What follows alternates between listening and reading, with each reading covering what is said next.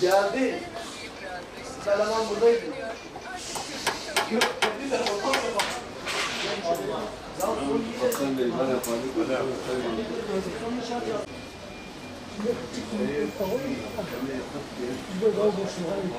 Çünkü başka imkanı yok. Şimdi bak konuya Muhammed zaman önce kalbiye seni tanıyor. Bir kalbiye namazı bu haşi.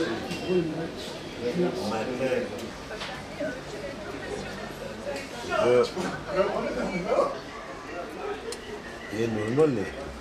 Ama imkanı vallahi yaptım. Kardeş be.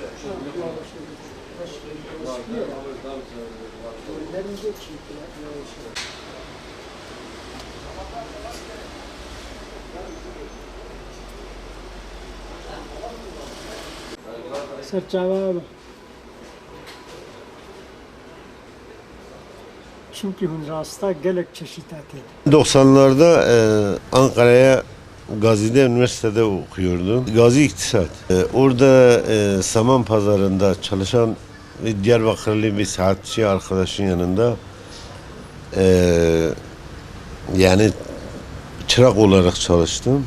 O zaman maddi olarak yani daha doğrusu maddi olarak hem Ankara yeni bir şehirdi. Orada okuldan fazla bir beklentim de olmadığı için dışarıda da yani kendi ihtiyaçlarımı karşılamak için çalıştım. Bir süre sonra okuldan vazgeçtim. O arkadaşın yanında devam ettim. Sonradan memlekete döndüm. İşi öğrendim. Geldik Samsun'da bir dükkan açtık kendime 95'te. Bu mesleği seviyordum. Yani ufak iştir. Gerçi birilerine göre ya da bazı insanlara göre can sıkıcı olabilir, yorucu olabilir. Ama ben son derece seviyorum. 31 yıldır. Hani bu bayanlar dantel ya da bizim eski tülbent yapan, nakış yapan bayanlarımız nasıl kendi işini severek, isteyerek yapıyorsa ben de bu işi biraz öyle hem ihtiyaçlarımı karşılıyor maddi olarak hem de gerçekten bu işi seviyorum. Yani saat yapmak ölmüş bir bedeni tekrar canlandırmaya benziyor. O yüzden ben saat yapmayı hem bir hobi hem bir duygusal olarak yani düşünsene ölmüş bir malı tekrar can veriyorsun. Bu çok büyük bir şeydir eğer düşünürsen. Gerçekten çok anlamlıdır. Yani artık bozulan bir şey demek ki kullanılmaz. Sen tekrar ona hayat veriyorsun, can veriyorsun. Tekrar yaşatıyorsun. Bu tabii bana çok güzel zevk veriyor. O yüzden işimi severek yapıyorum. Ben istiyorum çocuklarım da bu işi öğrensin. Ne olursa olsun. Çünkü amaç senin yaptığın işin, aldığın para, senin alın terin, senin emeğin hem insani hem vicdani hem ahlaki olarak seni rahatlatıyor. Akşam gidip başını rahat rahat yastığa koyuyorsun. Çünkü emeğini verip kazanmışsın.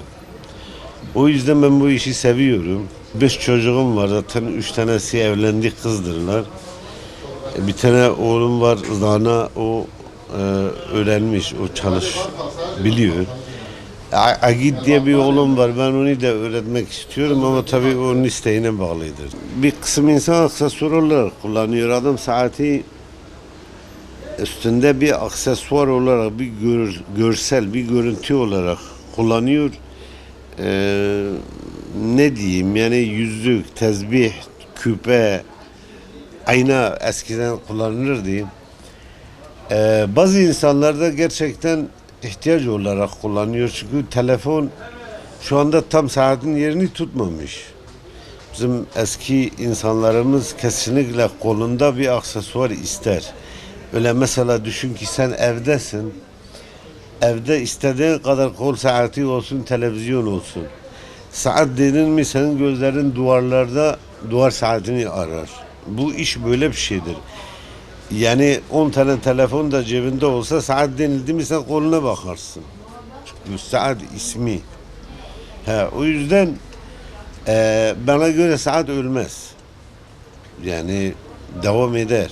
Kesinlikle başka versiyona geçer. Akıllı sistemleri çıkar ama saat mesleği ölmez. Biz manuel kullanıyoruz. Manuel şu anda yapıyoruz. Tabi zamanla bu akıllı saatlere geçiş olacak. Yani başka çaresi yok. Yani yeni dijital saatlerde işte